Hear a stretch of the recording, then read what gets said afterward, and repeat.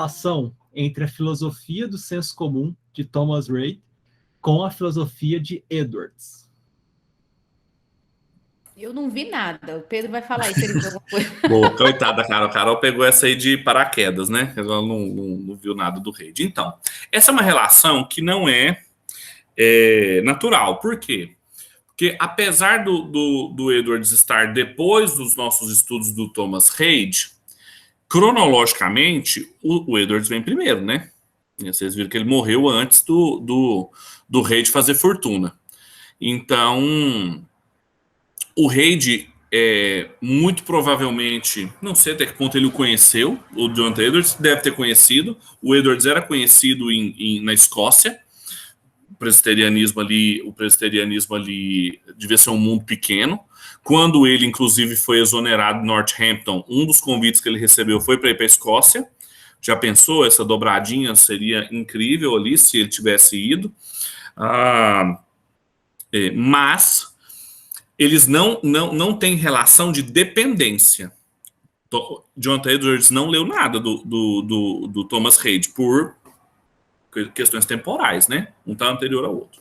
Agora, nos escritos do Edwards, ele se vale de uma noção próxima, que não é a mesma, que é a do bom senso. Veja, ele não fala do senso comum. Senso comum no Thomas Reid, vocês se lembram, é uma estrutura bem qualificada. Uma estrutura a priorística, dada. Vocês se lembram que não é só assim, senso comum, é algo qualificado para o Reid. O Edwards usa o bom senso, e aí acho que daqui em diante a Carol também pode ajudar a gente. Quando ele vai falar, por exemplo, na sua crítica ao livre-arbítrio, né, na sua concepção arminiana, ele vai falar que ela, como as teorias das ideias cartesianas, lockeanas, berkeleyanas, elas ferem o bom senso. Por quê? Porque elas são incapazes de trazer responsabilização às ações morais das pessoas. E qualquer um que age por bom senso sabe que você precisa ser responsabilizado pelas suas ações. Qualquer um que age por bom senso sabe que você nunca vai ser completamente livre e desembaraçado das suas inclinações, das suas motivações. Aquilo que a Carol falou da psicologia, né, da antropologia edwardiana ser muito integrada. Então não tem como ter uma vontade totalmente livre das suas inclinações, totalmente livre dos seus motivos, como você mesmo mostrou lá para a gente na citação das afeições religiosas. Então, não tem como... E aí ele fala, isso fere o quê? O bom senso. Então, o bom senso seria essa capacidade, para o Edwards, de você ter ressonância na realidade, com você não precisar de grandes raciocínios para perceber que uma ideia não encontra ressonância com a realidade, que tem valor por causa de tudo aquilo que a gente falou, por conseguir comunicar a criação de Deus, a sabedoria de Deus, a beleza de Deus, a glória dele, e que por isso serve como critério avaliativo de boas ou más ideias. Mas não, na minha comparação com o Reid, não chega a ser uma estrutura tão qualificada como o senso comum vai ser para o Thomas Reid. Então, a gente pode dizer que, da mesma forma, eu acho que seria muito legal um artigo, por exemplo, um ensaio de algum de vocês aí, ou você mesmo, Daniel, um ensaio sobre o bom senso do Edwards e o senso comum do Thomas Reid, mostrando que o que há de comum é que ambos perceberam que as filosofias e as teologias da época tinham algo em comum. Elas faziam com que os seus adeptos fossem raptados do mundo. O seu mundo era empobrecido, desencantado. O seu mundo ele era tirado deles. Como o mundo do Descartes foi empobrecido, como o mundo do Locke foi empobrecido, como o mundo do Berkeley foi desaparecido.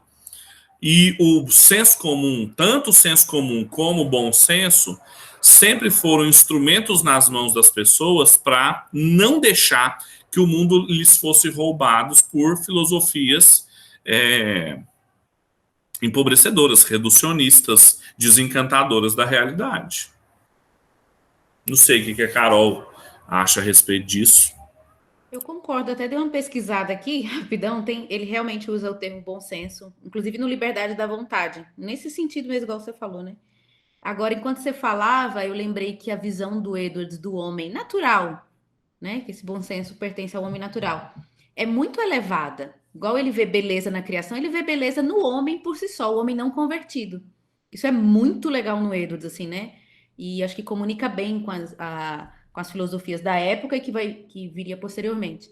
Ele tem uma visão, assim, que o homem natural pode chegar muito longe. Ele até fala, eu não sei qual é o artigo, se até é isso que vocês leram, sobre a habilidade natural do homem de conhecer as coisas de Deus e tal.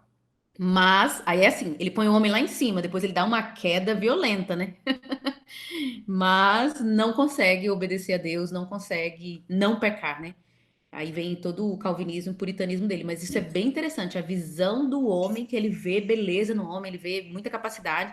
Sim. Até bem influência do puritanismo, né? Aquela questão de que o homem pode até... que é do preparacionismo, né? Da humilhação evangélica. O homem pode até ver as coisas de Deus, pode ter uma noção que é o conhecimento nocional, mas ainda assim ainda não é salvação, ainda assim não converteu, ainda não teve aquela luz divina e sobrenatural, a iluminação de Deus e tal. Mas é bem interessante essa visão do homem natural dele. E aí isso o liga a duas coisas, assim, uma da história dele e uma fora dele. Uma da história dele liga a toda a discussão que ele teve com a família do avô materno, que é o tanto que os não regenerados poderiam participar da ceia. Ele falou assim, não pode, né? Que é aquela coisa de até que ponto pode, assim, mesmo que tenha muita dignidade, mesmo que num bom senso, assim, ter sido uma criação bela, boa de Deus, assim, tem limites para, por exemplo, participar da Eucaristia, assim, não dá. E aí todos os problemas que isso surgiu. Mas, por outro lado, liga ele a um autor interessantíssimo também da época, que também tinha uma opinião bem parecida, por causa das mesmas referências, que é o Blaise Pascal. O Pascal ia dizer, olha, o ser humano, ao mesmo tempo que ele é pura dignidade, por ter sido criado em imagem e semelhança de Deus, ele é a desgraça pura, por causa do pecado. Então, assim, está sempre aquém, ele não consegue alcançar o que quer, ele almeja, ele deseja, ele consegue vislumbrar, mas por ele mesmo não consegue, somente a graça. E é um dos poucos que fala sobre a graça nesse ambiente cartesiano, nesse ambiente filosófico tão árido, né?